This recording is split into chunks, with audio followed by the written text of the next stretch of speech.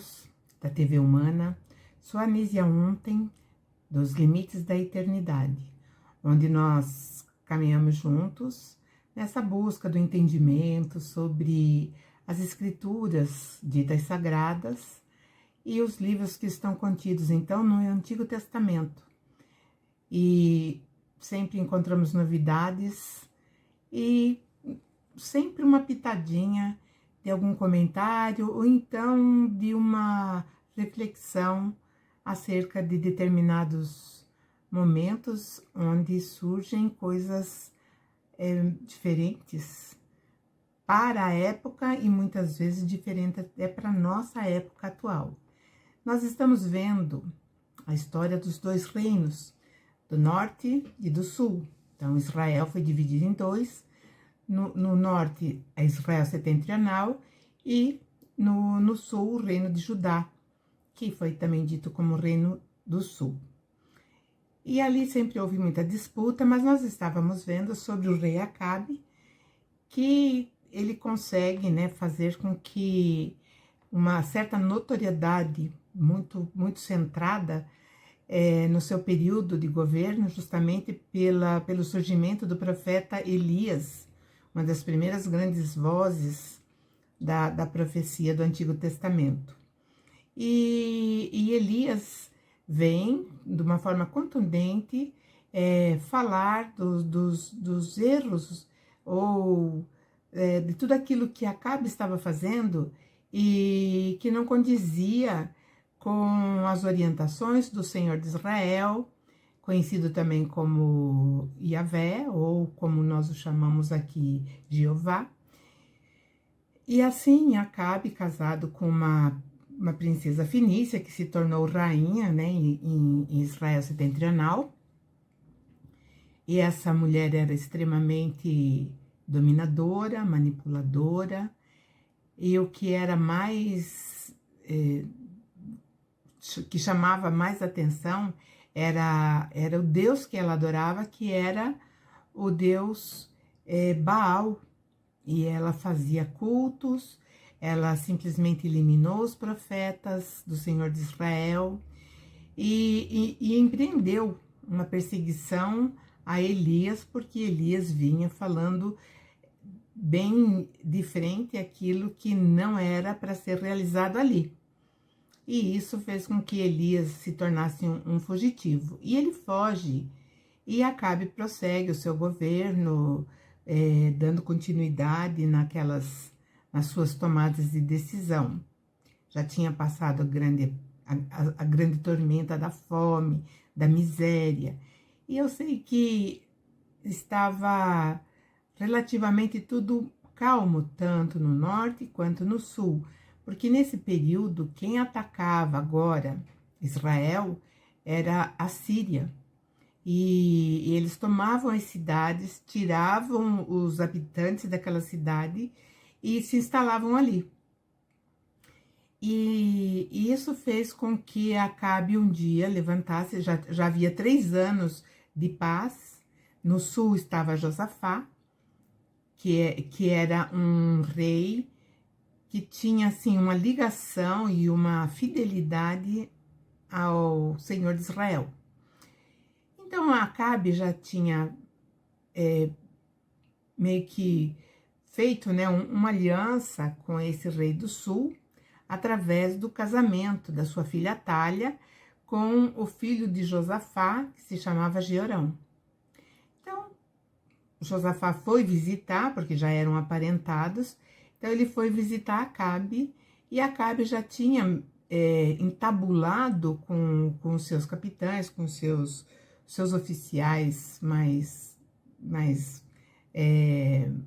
patenteados, sobre que estaria na hora de tomar Ramote Gileade, que era uma cidade que tinha sido tomada de Israel e pela Síria, e aí estava na hora então de reaverem essa cidade. Aproveitando a visita de Josafá, ele convidou Josafá, se Josafá iria com ele à batalha.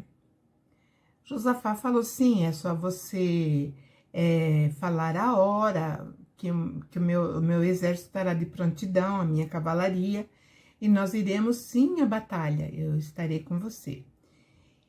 Só que Josafá não confiava muito nos profetas do reino do norte. Então ele falou para Acabe: não seria melhor antes nós consultarmos o Senhor através do profeta? Nesse período, Elias estava meio desaparecido. Provavelmente estivesse escondido por conta da perseguição que ele sofria. Ou então, como não tem assim uma ordem cronológica, talvez ele já tivesse até saído daquela região, ido embora efetivamente. Mas aí é outra história que não dá para comprovar, porque nós não temos, né, a linha do tempo, mas enfim, ele não estava presente. E quando Josafá perguntou para Acabe se ele teria algum profeta, ele falou: eu tenho 400 profetas. Ele falou: então vamos ouvi-lo. Aí vem um desses profetas, provavelmente seria o coordenador, né? Ele chamava Zedequias, e ele falou, então Acabe perguntou se eles iriam à guerra. Então Zedequias falou que sim, que eles iriam e que a vitória seria de Israel. E os outros profetas entraram assim naquele transe coletivo e todos estavam profetizando que sim, que a guerra seria uma vitória de Israel. Só que Josafá não achou aquilo muito prudente e falou: você não teria um profeta do Senhor, Deus de Israel? Um profeta com pedigree? Aí ele falou: olha, tem um que se chama Micaías, e só que assim, ele nunca profetiza a meu favor. E eu tenho ódio dele porque tudo para ele, quando ele vai profetizar, é só desgraça para mim. Aí o Josafá, inclusive, o repreendeu e falou: não fale assim, Acabe. Porque o Josafá era do bem. E não que Acabe não fosse, mas Acabe ele era muito levado pela esposa, pela Jezabel.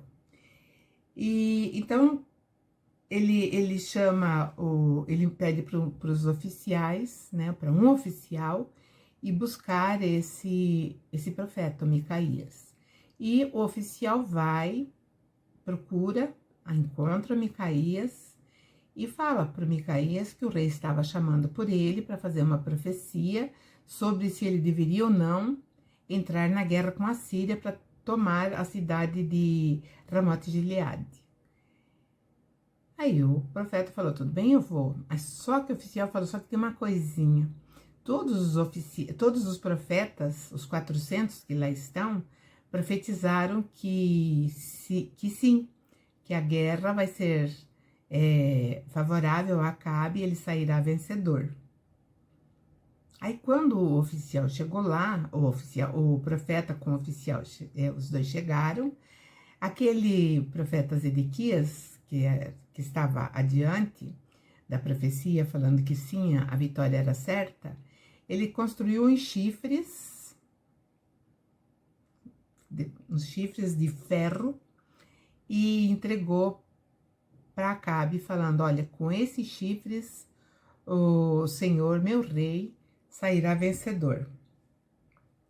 E derrotará efetivamente a Síria.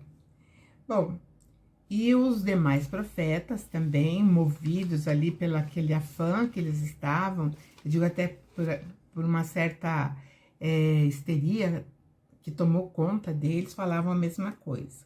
Então eles gritavam assim, né, em grande convicção: sim, marche contra Ramote-Gileade, que a vitória já é sua, rei Acabe.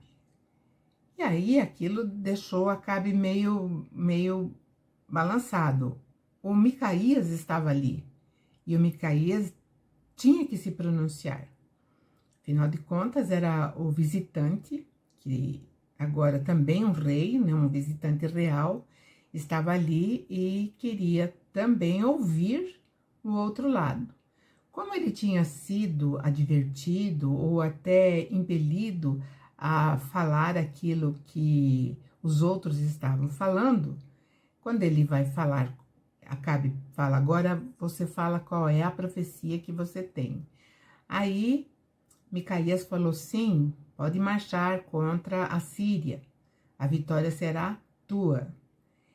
Só que Acabe estranhou, porque sempre ele trazia algumas dificuldades, colocava alguns problemas, e foi muito fácil aquela profecia. Aí Acabe falou, olha, você está falando a verdade, você tem que me trazer a verdade, aquilo que o Senhor está falando. E aí, então, Micaías começa a falar aquilo que ele ouviu do Senhor de Israel. Ele diz, vejo o exército de Israel se dispersando sobre os montes, como um rebanho sem pastor. E o Senhor diz, né, esses homens não têm comandantes, aquilo que ele estava vendo, aquilo que ele estava, a impressão é que abria, né, uma tela enorme na frente de Micaías e ele via, então ele falou, e aí alguém daria a ordem que esses homens que estavam ali naquela guerra, os soldados do exército de Acabe, eles receberiam a ordem para voltar para casa em paz, ou seja, a Síria iria ganhar. E assim, então, Acabe olhou para Josafá e falou, não te falei? Ele nunca fala nada ao meu favor. Ele sempre traz para mim notícias ruins. E aí continuou Micaías, né? Micaías falando, o Senhor ainda está me mostrando, ou seja, ele está me mostrando o que está acontecendo ali, lá, naquela reunião que estava ali, acontecendo com o Senhor Israel e seus oficiais. Tem horas que é dito anjo, a tradução, falam em anjos do Senhor, outras traduções falam espíritos do Senhor, e algumas traduções falam somente que havia aqueles mensageiros que estavam ali. Então, o Senhor, ali naquilo que o profeta estava vendo, o Senhor falava, quem de vocês irá enganar Acabe? E aí, aqueles monte de mensageiros que estavam ali em volta do Senhor, que provavelmente, evidentemente, não era exatamente o Senhor, mas um dos seus representantes. E eles falaram, né, começaram, não, sabe, murmúrio, e ninguém se prontificava efetivamente. Aí um falou, eu enganarei Acabe. Isso, quem estava falando era o profeta Micaías, aquilo que ele estava em contato na outra dimensão. E aí, então, esse que falou, eu vou, o Senhor falou, então vá e engane Acabe. E aí, então, Micaías fala para Acabe, todos os 400 estão sendo, vamos dizer, levados a te induzir a um insucesso, porque você vai morrer. E aí nós temos aqui uma coisa bem interessante que eu acho assim, que nós devemos, pelo menos, refletir a respeito dessa passagem. Então, nós percebemos um traço enorme de ações humanas do outro lado, dentro dessa profecia de Micaías. Era uma estratégia, e não era assim o Senhor. E muitos ainda acreditam que o Criador de tudo que existe, dos universos, enfim, ele estaria ali sentado em algum lugar, tramando uma guerra, principalmente enganando um dos lados para que ele fosse perdedor. Então, nós percebemos daí, desse ponto, que evidentemente existia, sim, eram seres humanos, provavelmente não da Terra, mas humanos, porque são seres com inteligência, ou seja, são espíritos inteligentes, mas com uma capacidade maior, principalmente de indução mental, indução né, até de opinião. E o Micaías, então, falava ali para Acabe que iria acontecer uma grande desgraça. E aquele profeta Zedequias, que tinha dado os chifres, que tinha falado lá que era para ele ir, que ele seria vitorioso, ele chega perto de Micaías e dá um murro no rosto, no queixo dele. E ele falou: quem te dá o direito, ou desde quando o espírito de profeta que veio para mim, saiu de mim, entrou em você e falou coisa contrária? Aí o Micaías falou assim: você verá isso quando você estiver procurando um abrigo ou um esconderijo, correndo de quarto em quarto, em fundos de casa, porque você estará fugindo dos soldados inimigos. E Acabe, então, vendo toda aquela situação, chamou os oficiais e falou: prendam Micaías na casa do governador Amon, e também deixe sobre cuidados, né? Ou seja, era uma missão tanto do governador quanto do príncipe Jeoás. Eles ficariam responsáveis por Micaías dentro de uma prisão, onde ele seria alimentado apenas com pão e água, até que Acabe voltasse são e salvo da guerra. Realmente ele não acreditou na profecia de Micaías, mas ele preferiu assim fazer, vamos dizer, um tipo de troca com o Senhor de Israel. Se der tudo certinho, tudo bem, eu solto Micaías. Se não, não sei qual será o destino dele. E ele tinha mais convicção, evidentemente, de que ele sairia vencedor. Essa era a grande convicção dele. Aí acontece assim, nesse ponto, né, eu vejo que tem um elemento muito curioso, porque dá margem assim para uma reflexão e até uma análise, onde nós vamos ter assim uma visão que provavelmente não existisse tanta paz e tanta aliança entre o Reino do Norte e o Reino do Sul. Porque quem estava ali dando o comando era Acabe, porque foi ele que teve, né, o ímpeto, ou deu o primeiro passo em relação à tomada da cidade Ramote de Gileade. Então ele fala assim: vamos à guerra. Ele fala para Josafá: Josafá, vamos. Ele falou: só que vamos fazer assim, eu vou disfarçado de soldado e você continua com as vestes reais. Em primeiro momento, assim, o leigo lendo vai perceber que existia alguma intenção, porque ele, como rei Acabe, ele seria facilmente visualizado pelas suas vestes, pelo seu carro, enfim, né? São várias, vamos dizer, várias conveniências ou várias coisas que o rei tem direito. Mas Acabe fala que ele iria como um simples soldado, mas não era bem simples soldado, porque ele entra no seu carro de guerra. E Josafá iria vestido então de rei. E evidentemente dentro de uma guerra sempre existe a espionagem, A espionagem é muito grande, não somente agora, mas sempre foi desde tempos imemoriais. E o rei da Síria, ele estava sabendo que quem havia convocado aquela guerra era o rei Acabe. Então ele deu ordem para os soldados para que não machucassem ninguém a não ser o rei Acabe. Só que quando os soldados sírios entraram, né, no confronto mesmo, eles encontram um rei vestido dentro de um carro de guerra, que era o rei Josafá, que na verdade era um convidado.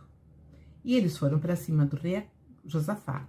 E Josafá então recua e diz: não, eu não sou o rei Acabe, eu sou o rei Josafá, do reino do sul, do reino de Judá, e não tenho absolutamente nada a ver com essa guerra.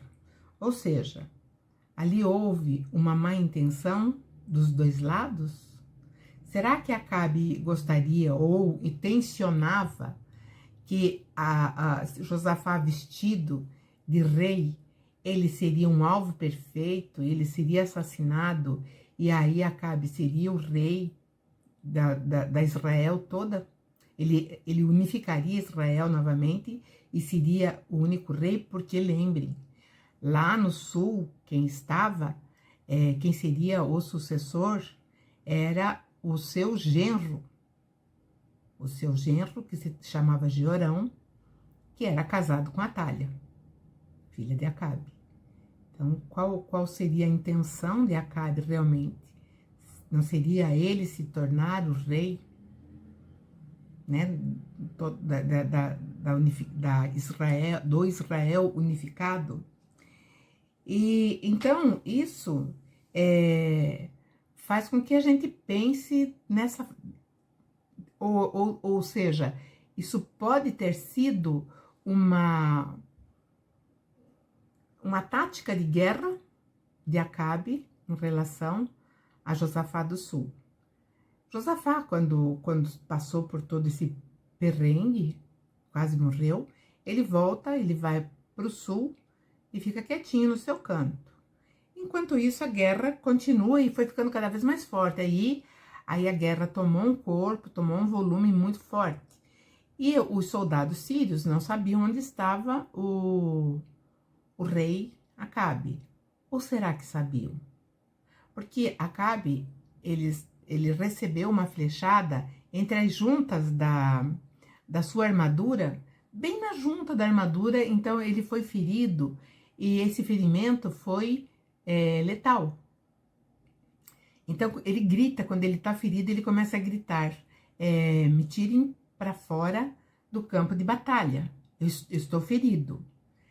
Por algum motivo, talvez pela guerra que estava ali, né, pela luta que estava muito acirrada, eles seguraram, né, porque o rei, ele ficava dentro de um carro e ele ficava sendo suportado por seus oficiais.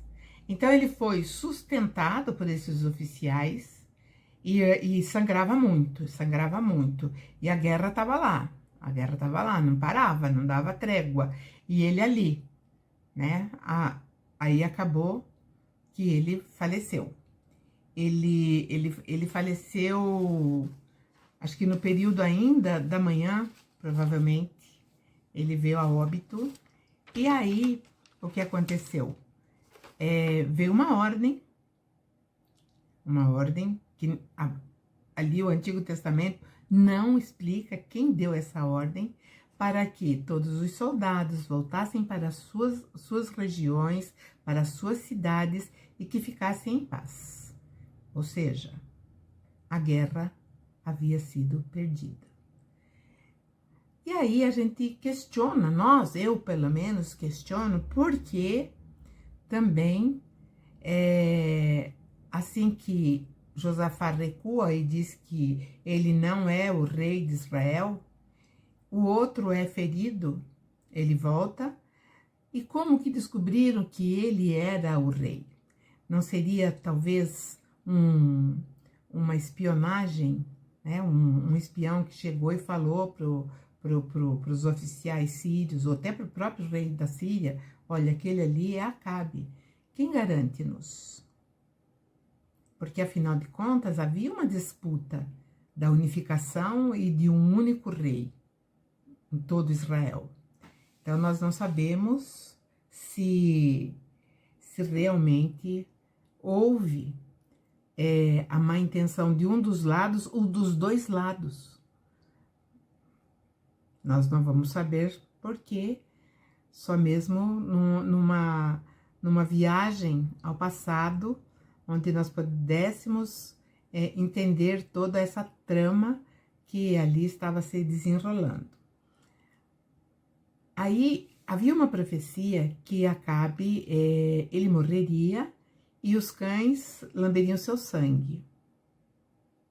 Então, quando tiraram o rei dali, levaram ele para Samaria, para sua casa, e enquanto cuidavam do corpo, tirando o corpo e tal, eles lavavam o carro que estava completamente ensanguentado, e os cães realmente foram lá lamber o sangue do rei. Enfim, ele foi sepultado em Samaria, o seu filho Acasias vai assumir em seu lugar. E assim, então, termina a história desse rei, que fez bastante coisas pelo Reino do Norte, trouxe um desenvolvimento muito grande, mas também se envolveu em várias situações que desagradaram muito o Senhor de Israel. E o que vai acontecer dali para frente, porque lógico que Jezabel ficou. Ela era a rainha-mãe agora, afinal de contas, o filho dela seria o rei, o sucessor. Então, ela seria a rainha-mãe. E ela vai agir. Isso nós veremos no próximo episódio desta série, que ainda vai dar muito o que falar. Agradeço a todos, mais uma vez, eu, Anísia Unten, nos limites da eternidade. Peço para que vocês visitem as nossas páginas sociais, as nossas redes, e sempre agradecendo pelo prestígio, pela audiência. Muito obrigado, um beijo e até a próxima.